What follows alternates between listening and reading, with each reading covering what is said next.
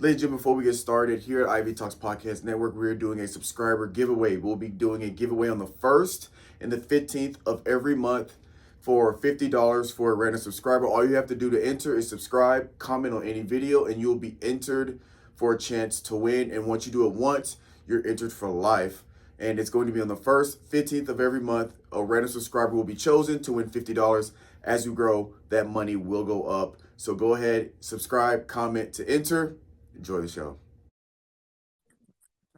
Ladies and gentlemen, we are back with another episode of the WNBA coverage. We are coming off the All-Star break, All-Star weekend, which I got to see the first night, so the Skills Challenge three-point contest. Unfortunately, I was not able to watch the full game, but Coach Diesel's got the breakdown for us. So, like usual, we're going to go through the standings, East and West, statistical leaders, overall standings, and then we'll get into some basketball talk. So real quick, in the East, New York Liberty at 1, Atlanta Dream at 2, Indiana Fever at 3, Washington Mystics at 4, Chicago Skies at 5, Connecticut Suns at 6. In the West, we got Minnesota Lynx at 1, Phoenix Mercury at 2, Seattle Storm at 3, Las Vegas Aces at 5, Golden State Valkyries at 6. No, wait. Wait, who's at 4? I messed that up. Las Vegas Aces at 4, Seattle Storm at 3, Golden State Valkyries at 5, LA Sparks at 6, Dallas Wings are at 7. Statistical leaders: points per game, Nafisa Collier at 23.2, rebounds per game, Angel Reese 12.6, assists per game, Alyssa Thomas at 9.5, steals per game, Gabby Williams 2.4, blocks per game, Adrian Wilson 2.4, field goal percentage, Aaliyah Boston at 56.3, three-point percentage, Leone Fibic at 50% from three, which is crazy. And free throw percentage, Kayla McBride at 94.7, minutes per game, Kelsey Plum 35.6, turnovers, Angel Reese at 3.8. Overall standing, so regardless of conference, we have the overall top 8. Minnesota Lynx at 1, New York Liberty at 2, Phoenix Mercury at 3, Seattle Storm at 5, Atlanta Dream.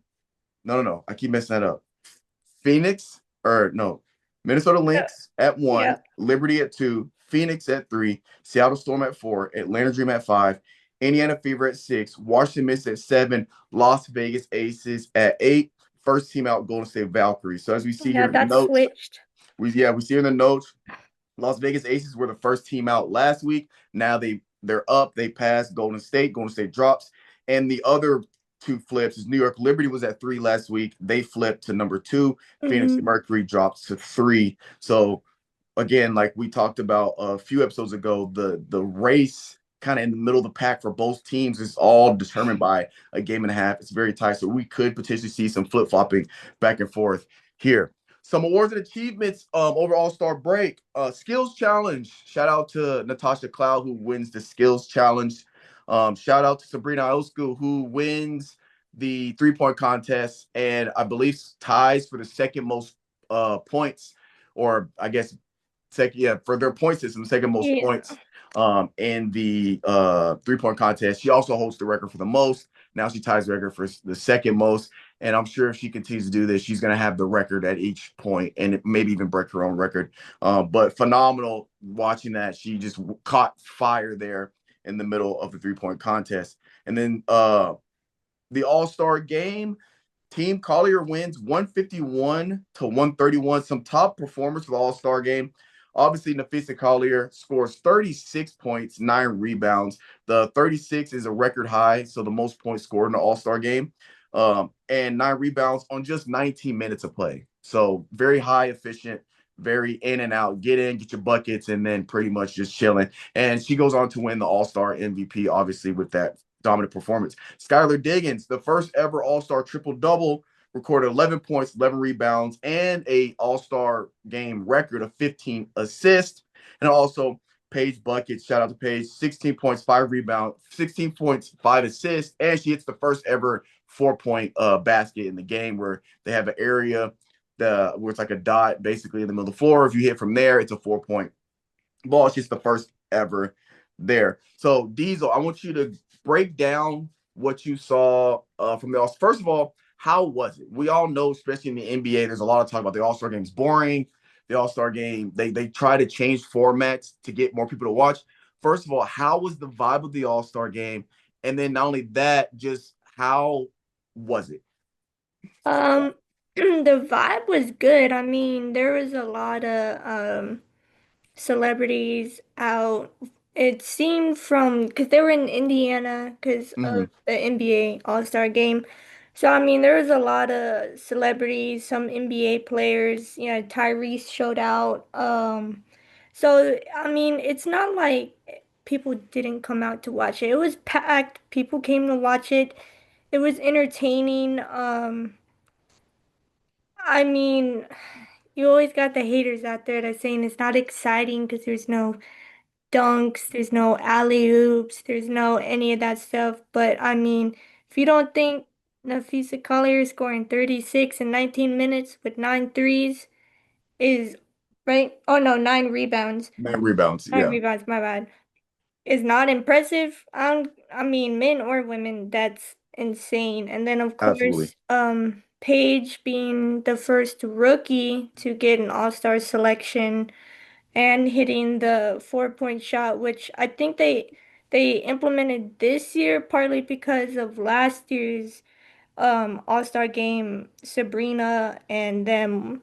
It was Sabrina, I think maybe she may have been the only one shooting, half Just go court. deep, Yeah, yeah. so it's like they had to implement it to maybe give some sort of To excitement. encourage the But yeah, crazy shots, yeah. but I loved it. Was I working that day? I was not working that No, day. you weren't.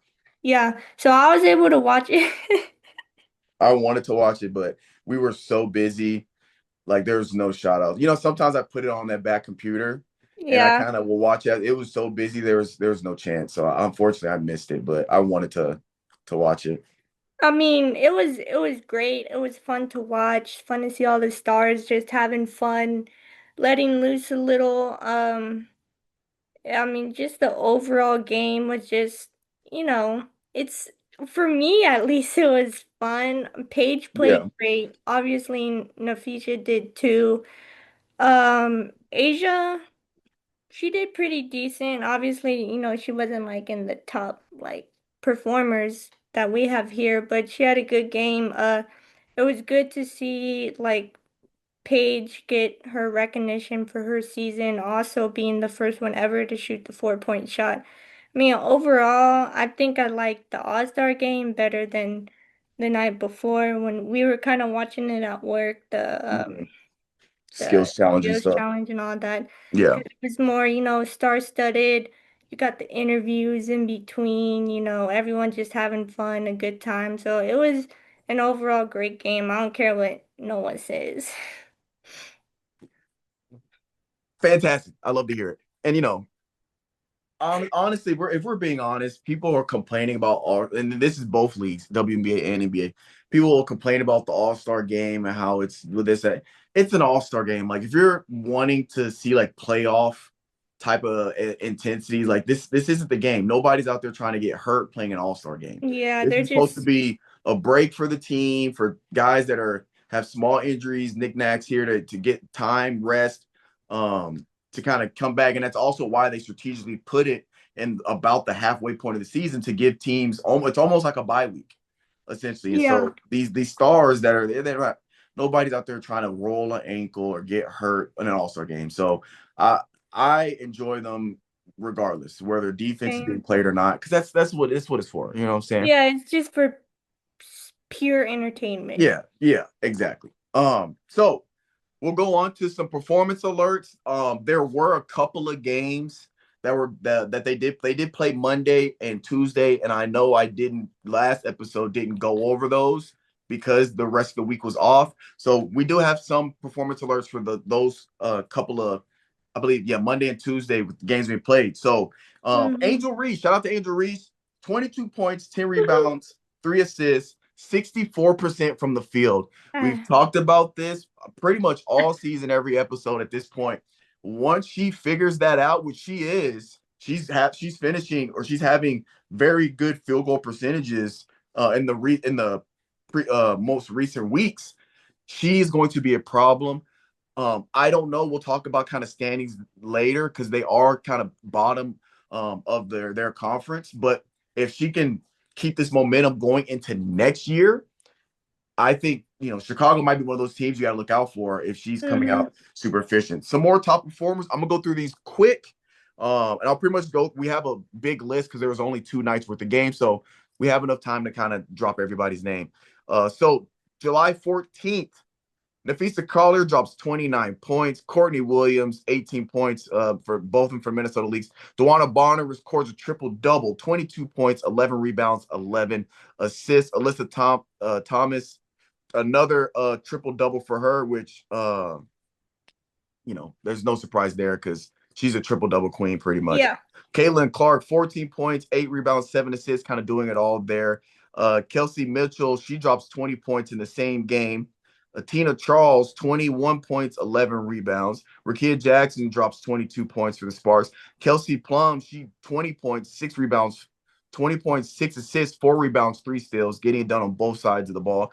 Julie Alamand for the Sparks, she gets 10 assists Damn. with only 1 turnover with a plus minus of 22. So really Mhm. distributing the ball there. And Darica Hamby, 26 points, 6 rebounds, 4 assists, 1 steal, and 1 block. So shout out to all of those ladies for performing at a high level.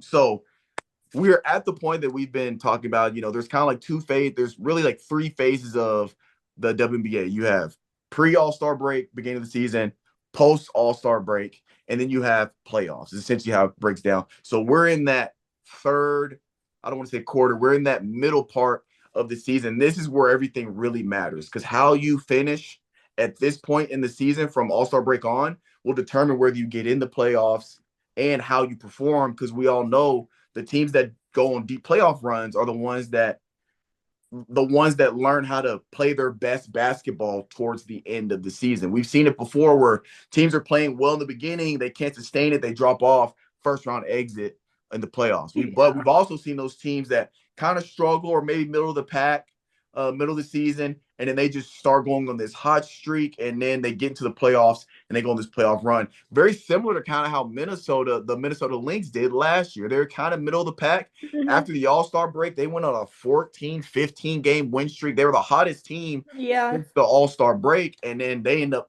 making it to was it The they made it to the finals and played against New York Liberty. They That's right. lost in the finals, but they made it to the finals. They So played.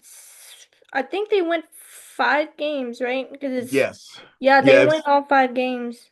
yeah, they went 5 games because they won in New York to get game Yeah. five. Um, so this really is probably the most important part of the season.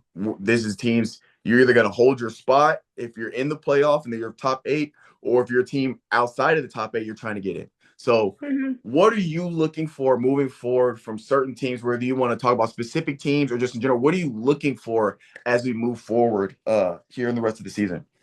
Um, I guess looking for or expecting is the top three, like Minnesota, New York, and Mm-hmm. Phoenix. Mm-hmm. I feel like there could be some small flip-flops here and there from like Yeah. those 3 teams, but unless Seattle makes a big push, I think the top three is going to stay the top three. That's just my opinion. And then for like, I don't know if I want to say technically if you're counting the last team out, so 9. I don't know if I really want to count 6 through 9 or more like 6 through 8. But I know that 8 and 9 spot, Las Vegas and right now Golden State is fighting for it. Mm-hmm. Yeah. However, Las Vegas are back-to-back champs, and they've made deep playoff runs every year. So I think this is more of their time to shine right around like the end of the season, close to playoff times, to where they'll make that separation between them and Golden State and maybe move up to like the 7th spot. Um, Yeah, depending to put in on perspective, Indiana Fever, the 6th spot, between uh-huh. the 6th spot and the 9th spot, it's only a 2 game difference. Okay, So so yeah, it's real tight. it's insanely tight. Okay, so 6 through 9, Yeah, I expect a lot of shuffling. flip-flopping and Yeah. shuffling, and hopefully, because I'm a Las Vegas fan, so hopefully I can see Las Vegas maybe move up the rankings a little bit and not have to like pretty much play perfect basketball till the end of the season just to ensure that they're in the playoffs. Um, but I mean, Golden State and Washington, I can't remember if Washington made the playoffs last year. I don't think they did. Uh, n- I don't think so. I think it was between Washington, the Washington Fever, No, Atlanta, The and Fever made the playoffs last year. yeah, but it was a four-team dogfight for those last two Okay. spots. It was Washington, Atlanta, Fever, and Chicago. Yeah. Atlanta and Fever are the two that got in, and then Okay. Chicago and Mystics barely missed the playoffs last year. So that's what I mean is that Las Yeah. Vegas and I would technically count Indiana and that have a little bit of playoff experience. Obviously, Vegas more than Indiana. Mhm. But Washington and Golden State's brand new. So their team is, still I would say developing. And then Washington, they're always right there, but it's whether or not if they can make the push. So, Mhm. like you said, 6 through 9 is only a 2 game difference. I bet it's going to be another dog fight and pretty much just see who can not screw up in these last, Yeah. what, like 20 something games. Yeah. 20-ish.